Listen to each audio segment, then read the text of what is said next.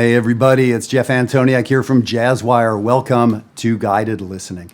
So this week we've got a pretty cool one. This I can't believe this album's about 15 years old. This is Ari Hoenig, the great drummer, and his band with Chris Potter on saxophone, Jonathan Kreisberg on guitar, and Matt Penman on bass. The tune's called Green Spleen, and it's a bit of a cool, mind-bending, funky tune. It seems like there's metric modulations. I'm going to say there's not, and we'll kind of get into that.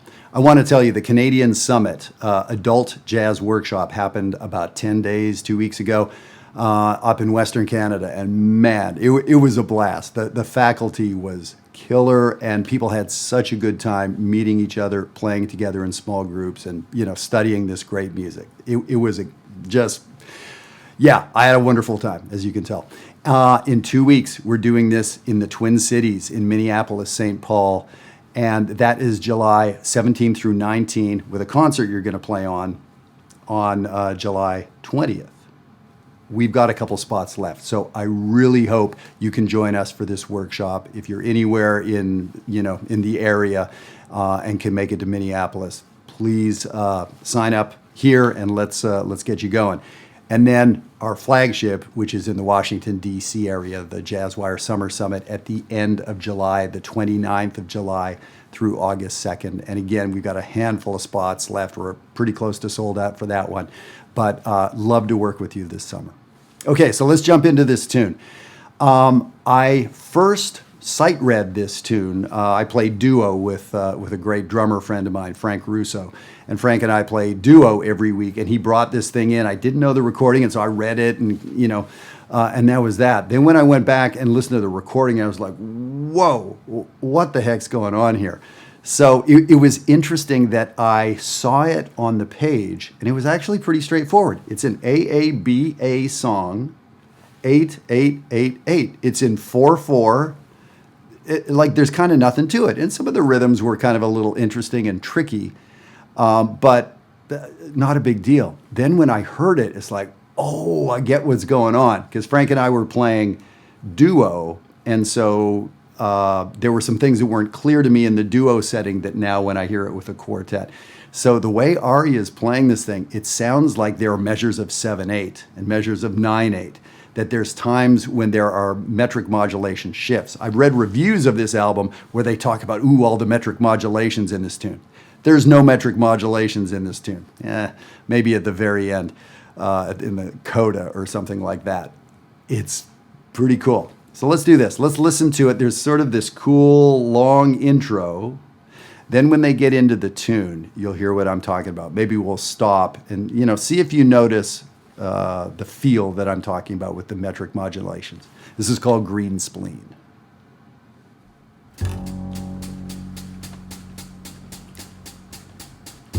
Nice of Ari and Matt to kind of let us know what's going on. 1, 2, 3, 4, 1, 2, 3, 4, 1, 2, 3, 4, 1, 2, 3. Okay, so there's our pulse. 1, 2, 3, 4, 1, 2, 3.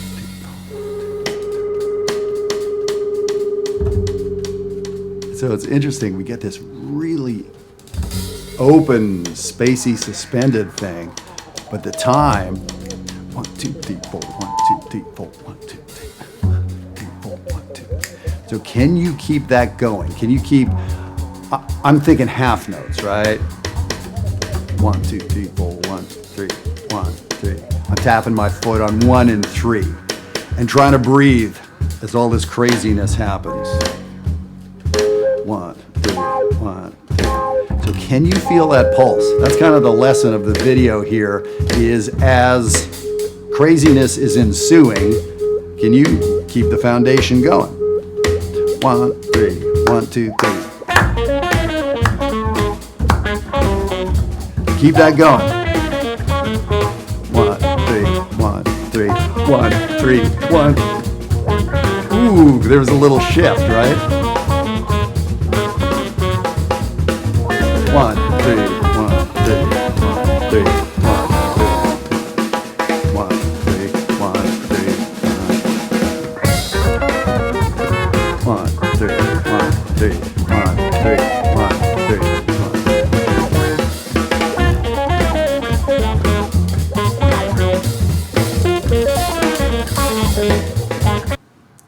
right, let me tell you the joke of what's going on here.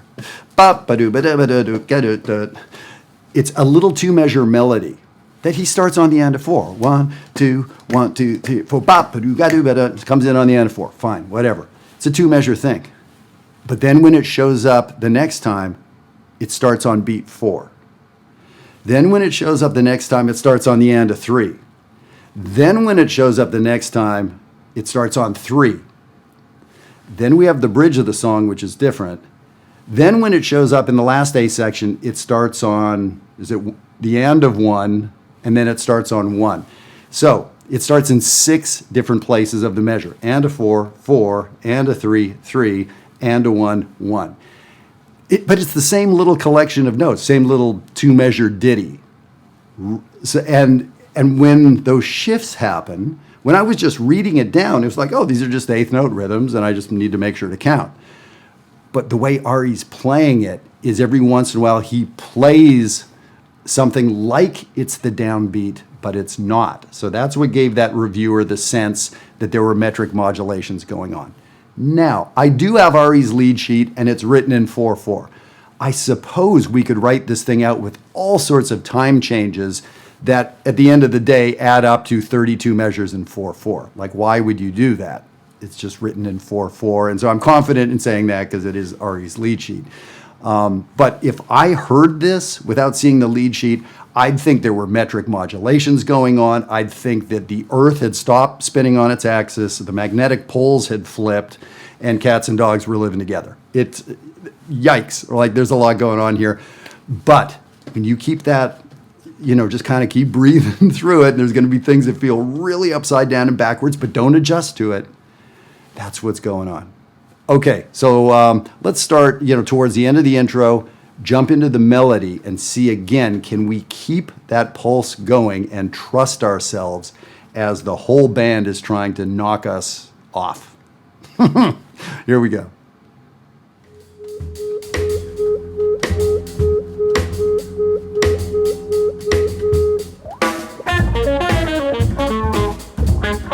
One, three, 1, 3, 1, 3. Yeesh.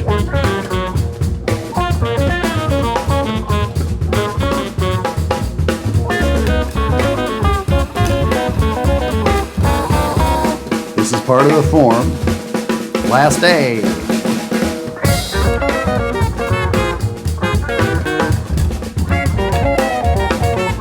Here's the top of the form. 1.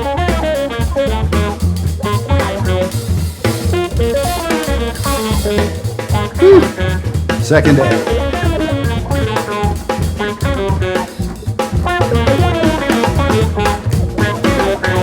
Bridge. This is part of the bridge. Last A. And they keep this form for the solos. Solos.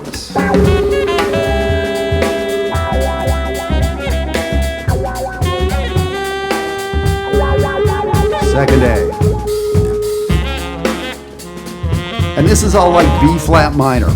It's the only chord change. And the bridge shifts. D flat 7.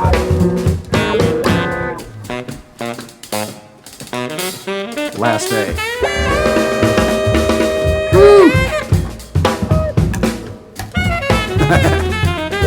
Here's the top.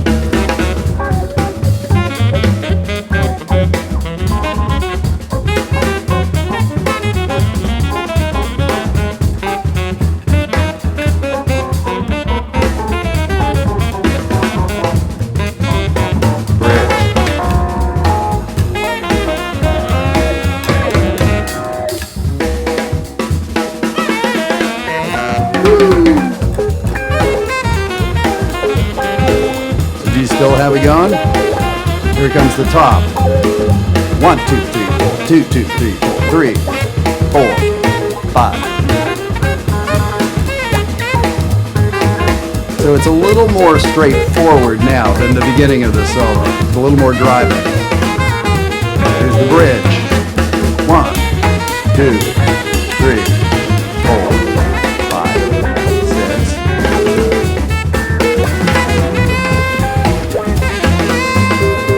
Chris Potter. Here's the top of the form.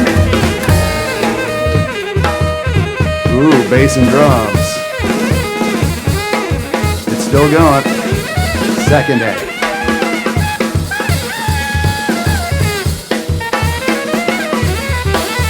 Bridge. Did you hear Ari change the sound of his cymbal? They're playing the form. Ari is playing the form. Last A.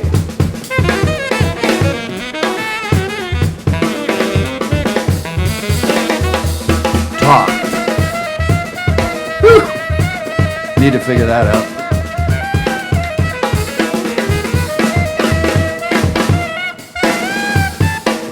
Keep counting. Here's the bridge. And did you hear them address that? 8 from the end.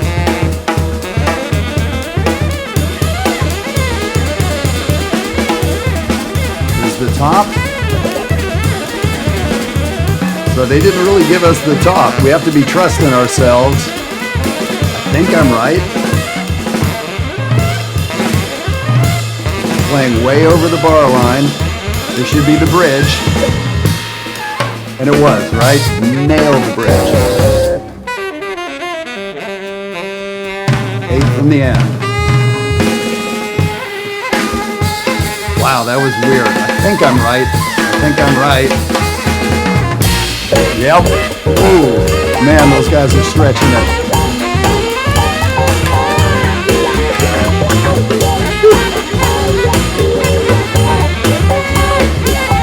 Keep counting. Here's the bridge. Little harmonic shift.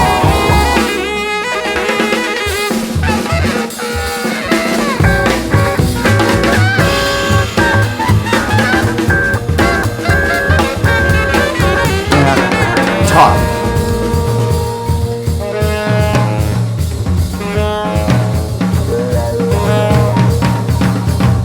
Okay, drum solo. Are we going to be able to do this? Bridge, 2, ready, and. Oh, man.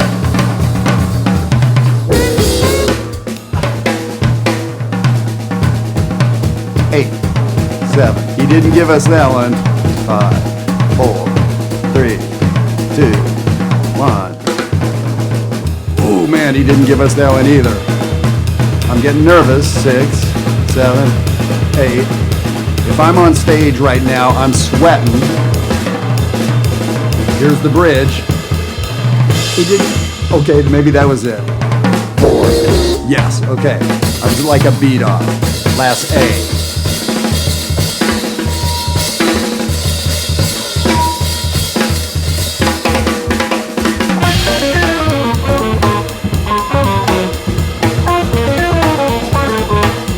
You counting? 1, 2. Did Chris Potter just blink there? He may have. Bridge.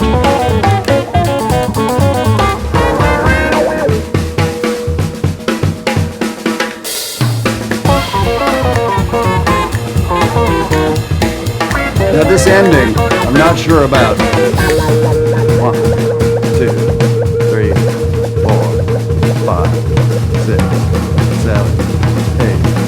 1, 2, 3, 4, 5, 6, 7, 8. And so that's a metric modulation. And so I don't know what the hell they're doing now. This isn't on the chart. Clearly, the band knows what they're doing. Are they taking cues from Ari? Is this out of time? I doubt it. That's...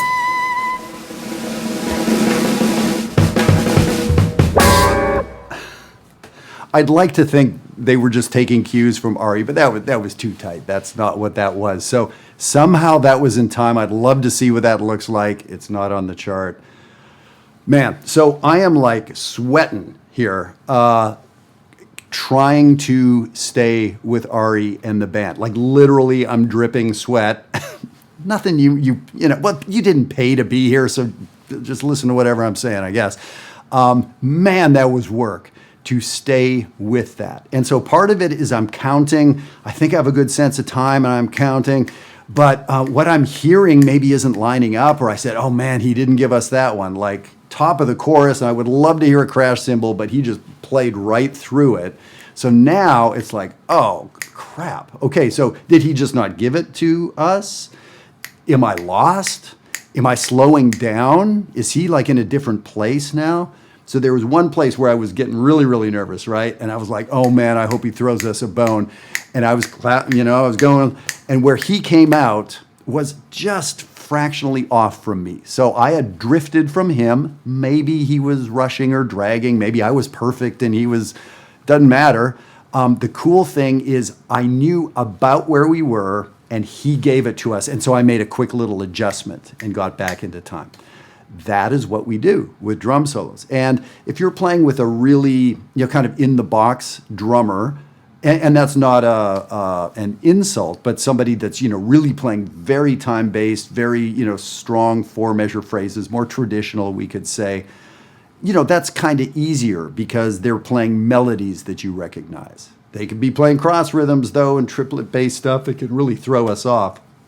I play with some drummers who have, are coming from Ari's approach, or coming from Jack DeJohnette's approach, or coming from Elvin, where even time isn't the most important thing with Elvin Jones. So even if you're counting perfect time, you're screwed because Elvin is playing phrases. Elvin's playing melodies. Elvin's playing music and stretching the beat some. So if you're just counting really hard, that ain't going to do it with some drummers.